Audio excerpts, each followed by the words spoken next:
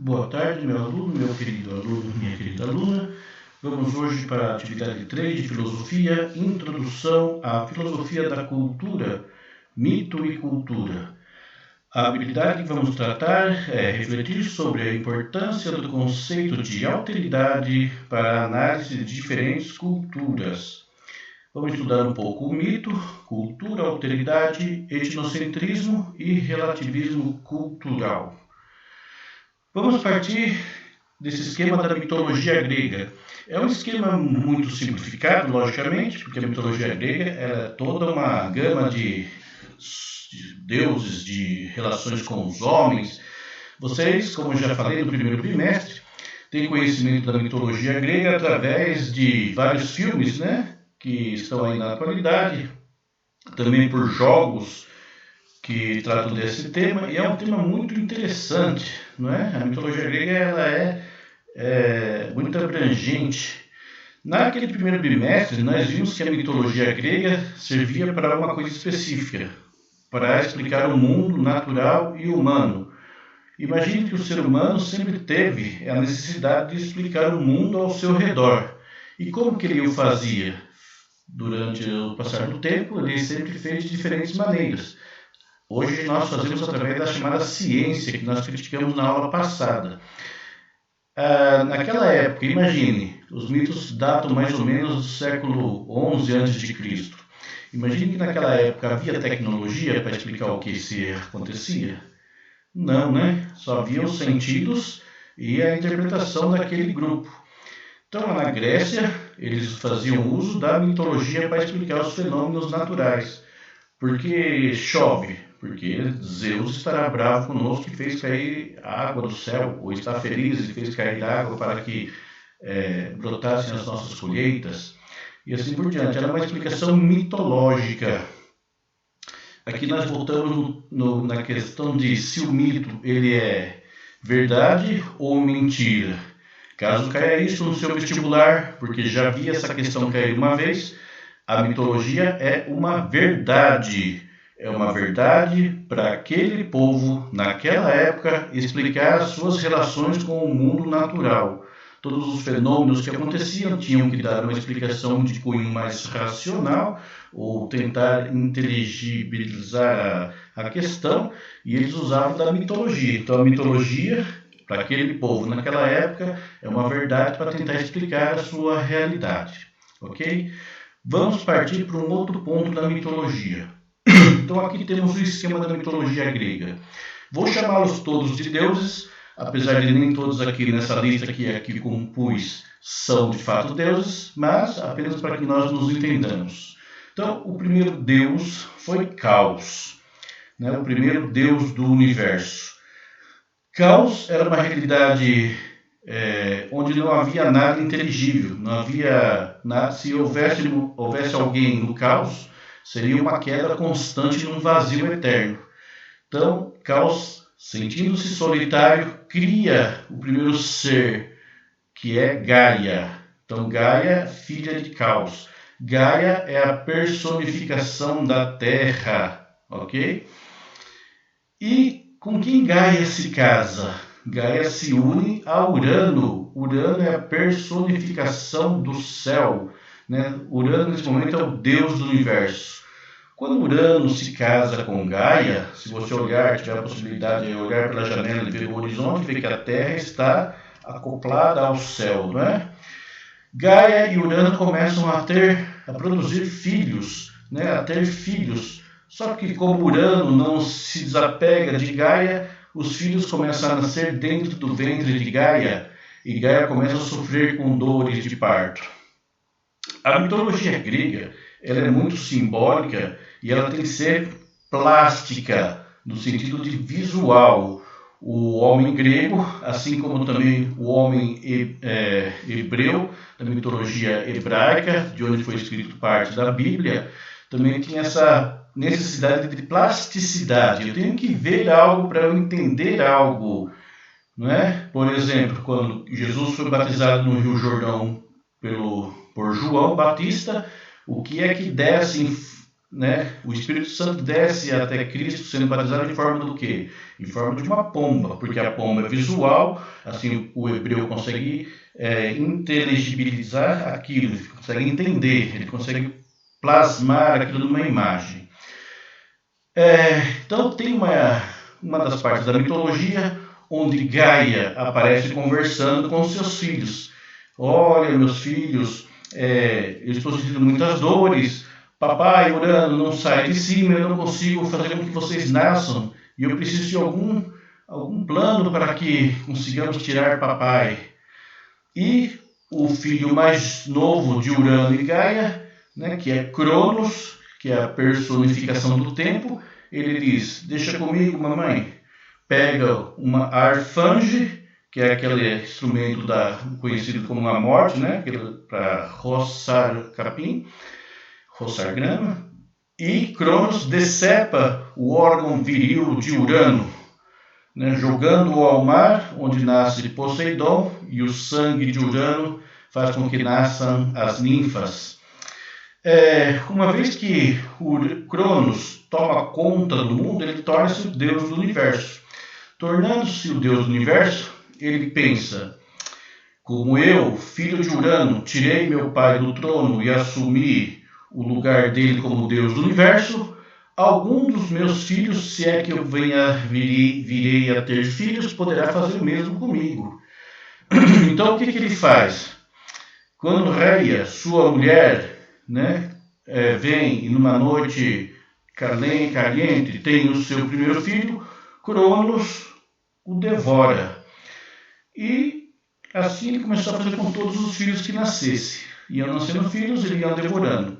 Só que, logicamente, filho de Deus, Deus é, e são imortais. Iam ficando no estômago de Cronos. Essa simbologia de Cronos devorando o seu filho diz respeito também à questão, né, do tempo. O tempo é aquele que nos devora.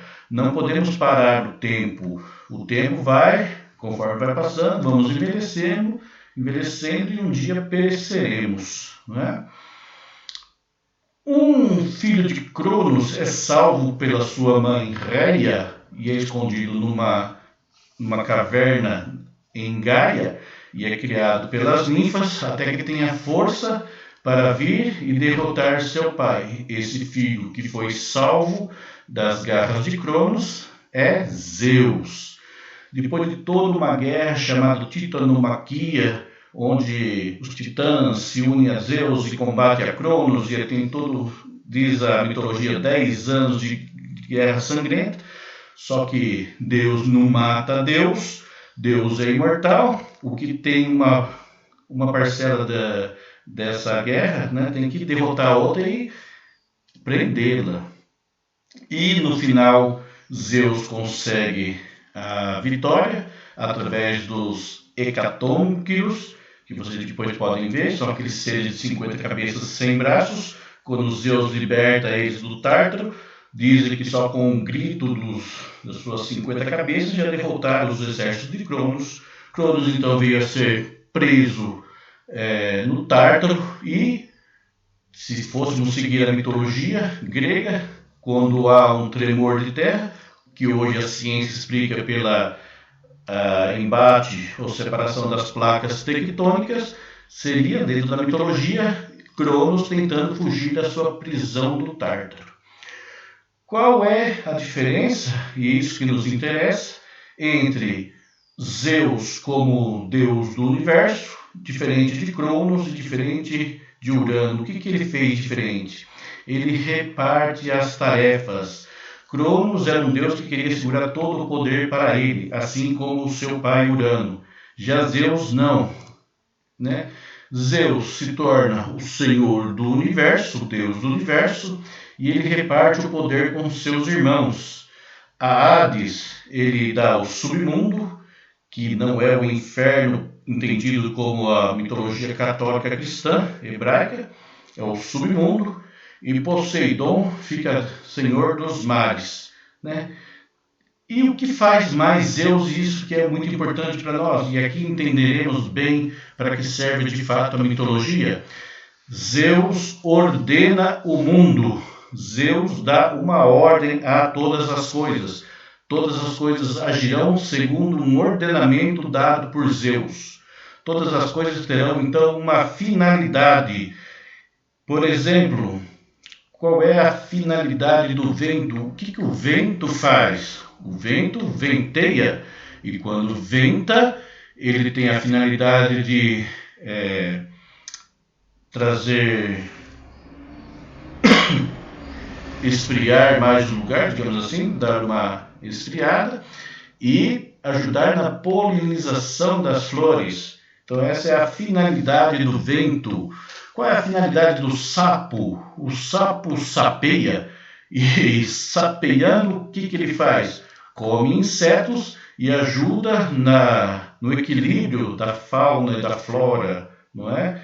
No ecossistema ao qual ele pertence.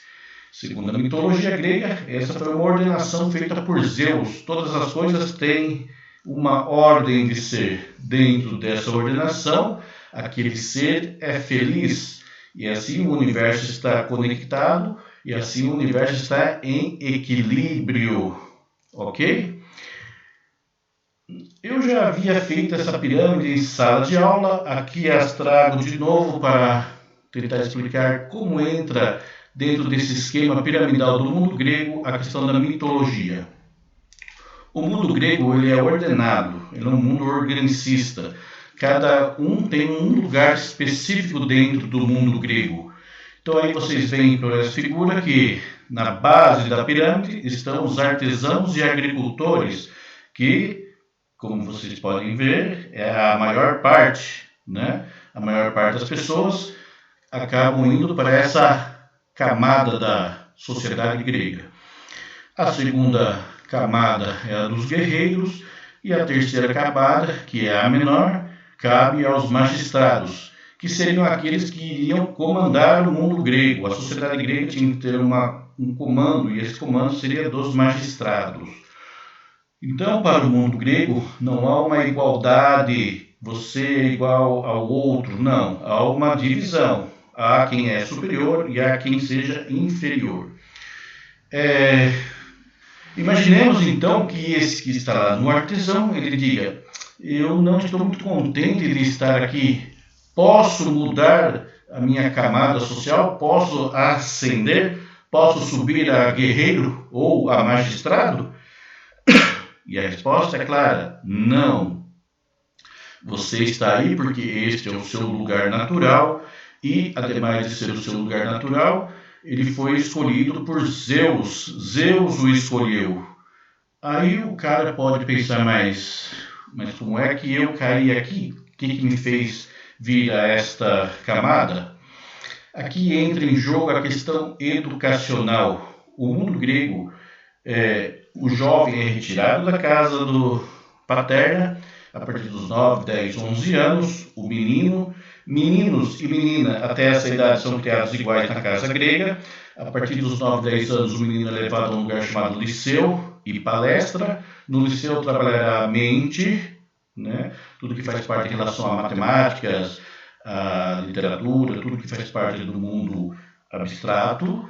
E no palestra trabalhará o corpo. Daí vem a famosa frase grega: mens sana corpore sano. Mente sã e corpo são. Era um conjunto. Se no começo dessas atividades lúdicas de trabalhar a mente, via-se que o jovem não tinha aptidão, ou porque não tinha aptidão intelectual, ou porque tinha algum problema de não querer fazer, porque no mundo grego não poderia ficar sem fazer nada, tinha que ter um lugar para você estar. Se visse que esse jovem não era apto para subir a outras camadas, a partir dos 2, 3 anos de estudo, ele já era encaminhado a essa primeira camada, artesãos e agricultores. Se visse que era uma pessoa forte, gostava muito de trabalhar a questão muscular e tudo isso, ia para os guerreiros, defender a cidade. Se depois de passar o tempo de estudo, visse que essa pessoa ela conseguia intelectualmente abranger uma qualidade superior, o estudo no mundo grego demorava em torno de 40 anos, Então não ria você pensando que era tão simples assim, ele iria ao magistrado. Então, voltando à questão, se o grego dissesse, mas eu não, por que eu estou aqui como artesão e agricultor, ou a base dessa camada? Porque é a vontade de Zeus, são os deuses que te puseram aí. E quem é que define a vontade de Zeus? O processo educacional. A gente tem que tirar um pouco também essa questão que nós vivemos dentro de um mundo capitalista e pensar que quem está acima da pirâmide pode estar de melhor condições financeiras do que quem está embaixo. E no mundo grego não necessariamente é assim, porque quem está em cima, segundo Platão, são chamados reis filósofos. E o filósofo, para viver naquela época, com uma casinha pequena, duas, três roupas, peças de roupas, muda de roupas para ele trocar, um prato de sopa, para ele já estava suficiente. Então, quem produzia a riqueza era a base, digamos assim, quem estava na base, aqueles artesãos e agricultores, eram mais ricos economicamente que quem estava em cima. Ok? Tudo isso da mitologia grega faz parte de uma cultura do mundo grego antigo. A cultura vem do latim colere, essa palavra, e significa cultivar. Todas as relações nossas humanas são relações culturais. A cultura também tem sentido em vários aspectos. Cultura geralmente é o fazer de um povo, né? O que aquele determinado povo faz e cria torna-se cultura. A cultura só pode ser realizada pelo ser humano. O animal é incapaz de fazer cultura, porque é incapaz de pensar a sua realidade e transformá-la, dando uma significância, um significado diferente às coisas que há. Por exemplo, não sei se vocês já estudaram no primeiro ano, mas estudaram em História, e talvez também em Artes. Em Artes tem um quadro chamado Guernica, do autor chamado Pablo Picasso. Guernica é uma cidade espanhola que, na década de 30, quando houve a Guerra Civil Espanhola, essa cidade foi totalmente destruída por uma bomba, né, da parte do general Francisco Franco. Essa cidade sobreviveu apenas uma árvore. Tive a sorte de estar nessa cidade uma vez, e essa árvore, quando lá estive, ainda continuava, já bem velhinha.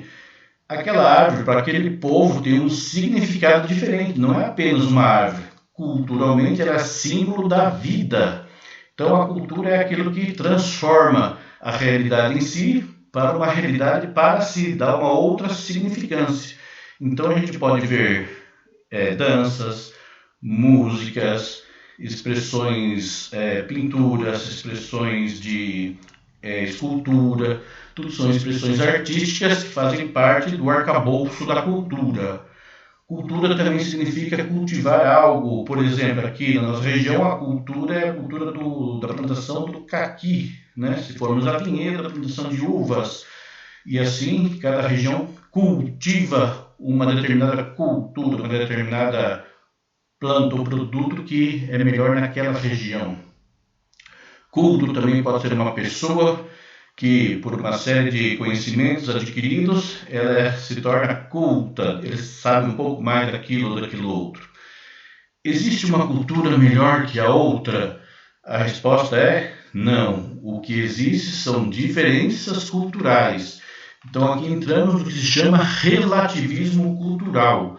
Não há uma cultura que seja melhor ou pior que uma outra. O que há são diferenças culturais. Cabe-nos então o respeito. Eu posso gostar mais da cultura paulista porque vivo em São Paulo, mas se vivesse no Nordeste, poderia ser que eu gostasse mais da cultura nordestina. É uma questão de gostos, é uma questão de diferenças. A adaptabilidade e o conhecimento da outra cultura faz com que eu a observe de maneira diferente, mas o respeito tem que haver. Seguindo aí, nem tudo o que se diz cultural o é de fato e deve ser respeitado. Por exemplo, há uma prática conhecida como extirpação do clítoris feminino em algumas tribos africanas. Essa prática, apesar de ser dito que é cultural ou mesmo religiosa, ela deve ser e ela é combatida. porque tudo que degrada o ser humano não pode ser considerado cultural. Ah, minha cultura é melhor porque não é. Isso aí, por exemplo, pela ONU, essa prática de estripação do clítoris feminino, ela é combatida. Pega-se uma garota de 9, 10 anos, faz-se uma celebração dentro da tribo, pega-se uma faca mal asepsiada e decepa-se esse órgão genital feminino, porque assim creem eles que a mulher na fase adulta não sentirá mais prazer no ato sexual e não trairá o marido. Não é? É uma prática, ademais de bruta, uma prática totalmente machista. Então isso, ainda que se diga que é da cultura deles ou é da religião deles, é combatido, não deve ser aceito. Então temos que ter muito cuidado. O relativismo cultural, então, é aceitar a cultura do outro, contanto que se respeite o ser humano. Se se respeita o ser humano, então sim, deve ser relativizado o aspecto de melhor ou pior que aquele ou aquela outra. Etnocentrismo, etnia, cultura e centrismo, centro. Quando uma determinada cultura se quer colocar acima como a mais importante das demais culturas e implantar o seu modo de enxergar o mundo a todo mundo. Por exemplo, uma cultura europeia na época da colonização do século XVI. Logicamente que é muito importante entender que retirar o fato histórico do seu contexto histórico cria um pretexto, né, para justificar muitas coisas erradas. Mas, quando os europeus chegaram às Américas, implantaram o seu modo de enxergar o mundo àquela população que ali estava. Houve um embate cultural, sempre se há essa troca, né, de culturas, de saberes, de visões de mundo, mas o europeu chegou aqui como sentindo-se superior e implantou a sua cultura dentro dessa que ali havia.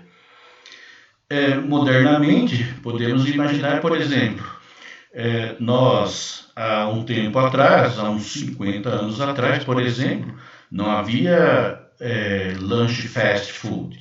Você não ia na esquina comprar um lanche McDonald's, porque não era da nossa cultura. A nossa cultura sempre foi almoço, jantar.